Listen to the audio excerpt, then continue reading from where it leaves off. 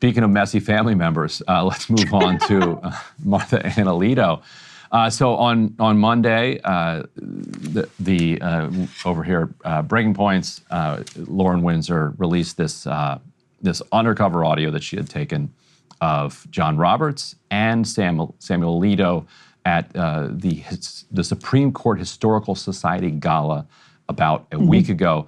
She also had a conversation that evening with Martha Ann Alito, his wife. Obviously, less newsworthy in the sense that she is not a lifetime appointee to the Supreme Court, but there's some tea leaves that you can read in these comments from her that might have implications for whether or not Alito is thinking about retiring. But there's a lot more to unpack here. Let's roll a little bit of Alito, Mrs. Alito, and Ms. Windsor. But why do you think they're coming after you? I mean, like the whole like appeal to have heaven flag was like bullshit, right? Right. But that's the other thing is the FEMNAZIS believe that he should control me. Yeah. So we'll go to hell. He never controls me. You know what I want? I want a Sacred Heart of Jesus flag because I have to look across the lagoon at the Pride flag for the next month. Exactly. And he's like, oh, please don't put up a flag. I said, I won't do it because I'm deferring to you.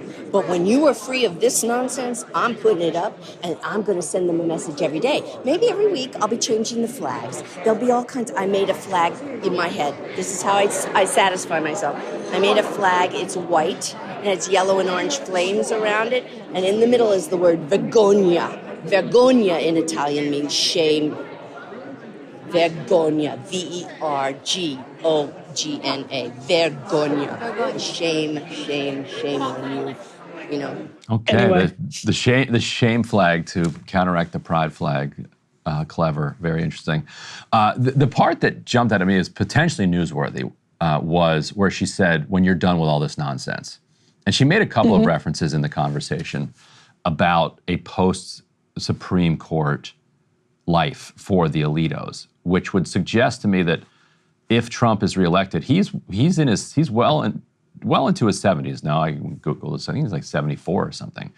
That he would be looking at retirement under a potential Trump administration. Is that what you read from that? And is that the kind of conventional wisdom in conservative circles that if Trump is elected, Thomas and Alito in particular, who are getting up there, might see their way to greener pastures?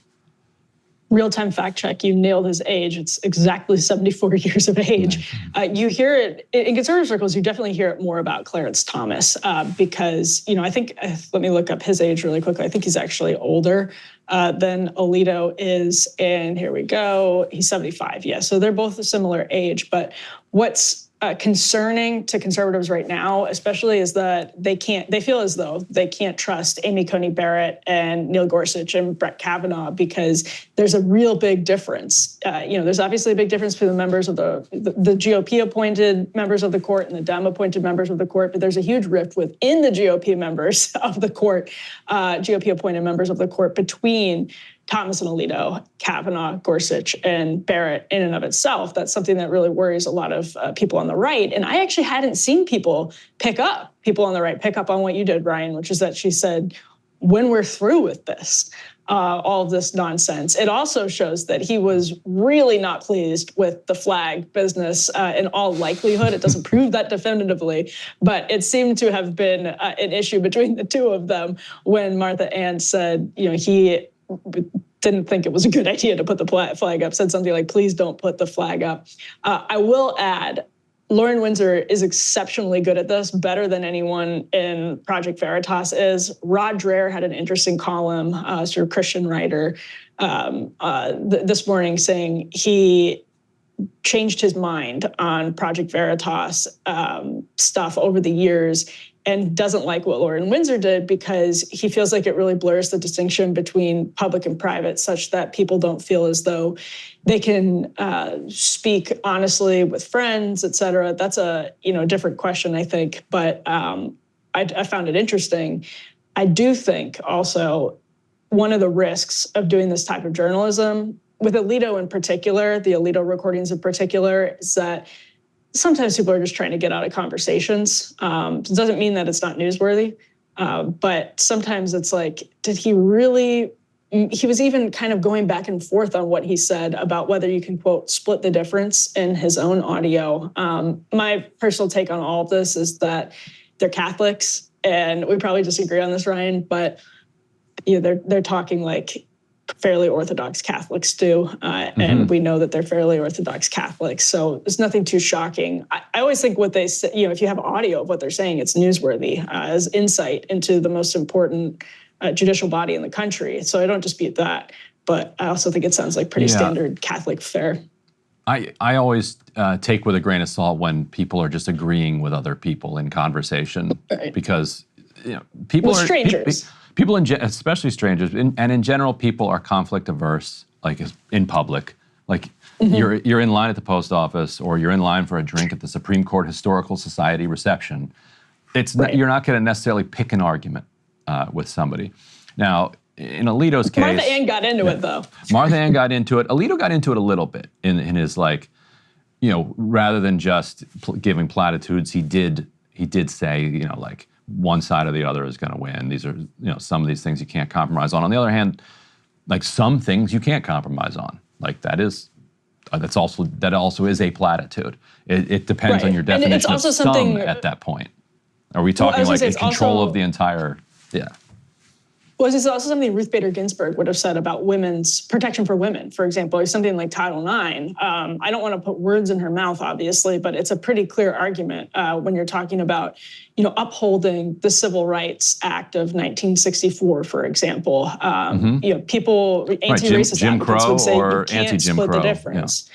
Right. Yeah, and so it's not, I think the concept of not being able to split the difference isn't absurd, and I think it's one that a lot of us feel right now, that, for example, you can't split the difference between people who believe, on the one hand, like you and I, like life begins at conception versus that's like crazy nonsense.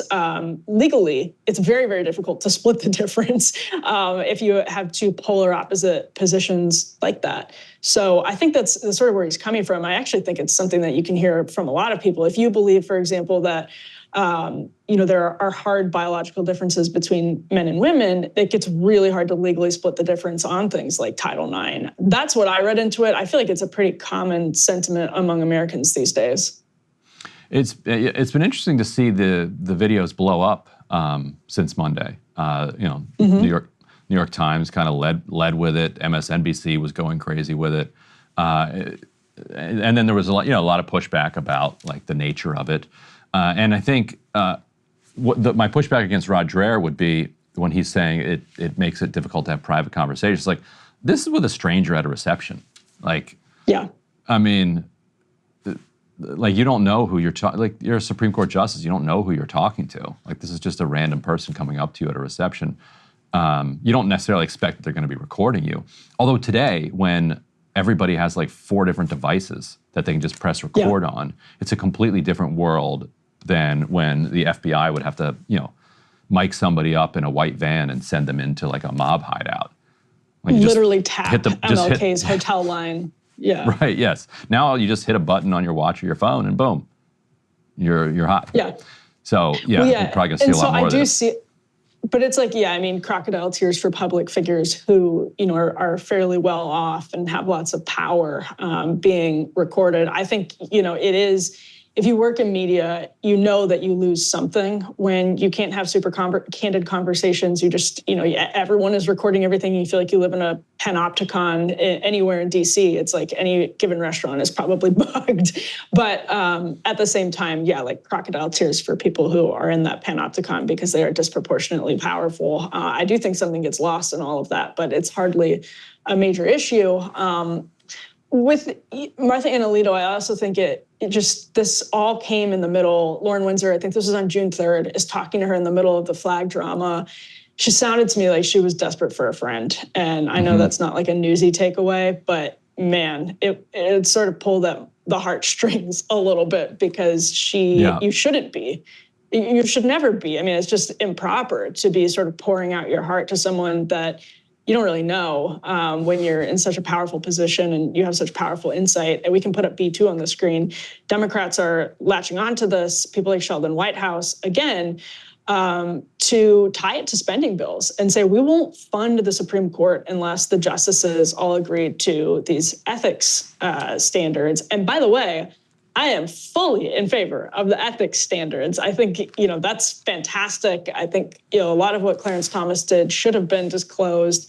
Even though I'm, personally a fan of Clarence Thomas, I think that stuff needed to be disclosed. I think we should have much stricter ethics to the Supreme Court. But that's why, to Martha Ann Alito, maybe it doesn't behoove you to talk to a stranger. And I think, in clearer-headed times, she probably would have known that, but she sounded sort of desperate. Yeah, that's true. And one thing I wonder, though, why do they live in Chevy Chase? Like, I mean, that's where Kavanaugh lives too, I think. He lives there too. They live wherever they want. But they're surrounding themselves with liberals for the most part. I thought they lived in Virginia. I thought they lived out by Fairfax. I thought this was Chevy Chase. You might be right. The gala might have been in Chevy Chase. Okay. Well, but Kavanaugh does live there. He does. Yes. Yeah, he's somewhere. Yeah, somewhere in that neighborhood. Anyway, let's move on to. Unless you had any final thoughts on Martha Ann that you wanted to share with us here. No, not at all. I think I think we covered that. We can leave it right there. Hey, if you liked that video, don't forget to hit the like button and subscribe to Breaking Points. If you want to see the rest of Counterpoints, go to breakingpoints.com to become a premium member and get the full uncut show every morning in your inbox and on Spotify.